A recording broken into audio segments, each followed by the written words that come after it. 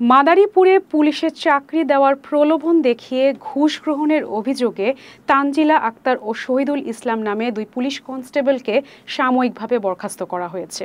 মাদারীপুর প্রতিনিধি এসআর শফিক স্বপনের পাঠানো তথ্যচিত্রে থাকছে বিস্তারিত।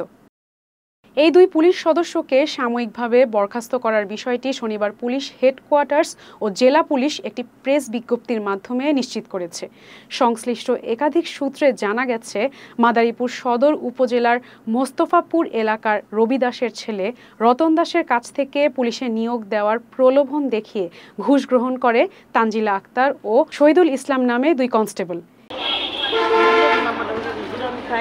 01567 এ ঘটনা বিভিন্ন গণমাধ্যমে সংবাদ প্রকাশ হলে পুলিশ হেডকোয়ার্টার্সের নির্দেশে তাদের সাময়িক বরখাস্ত করা হয়।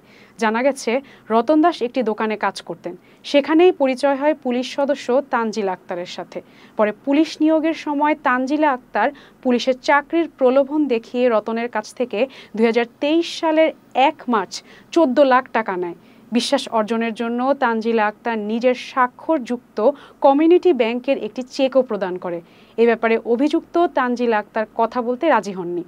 তিনি জানান, যা বলার এসপি স্যারকেই বলেছি।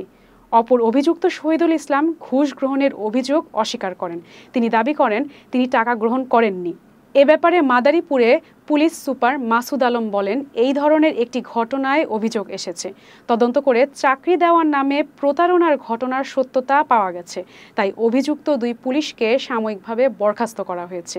পূর্ণাঙ্গ তদন্তের পর চূড়ান্ত পদক্ষেপ নেওয়া হবে।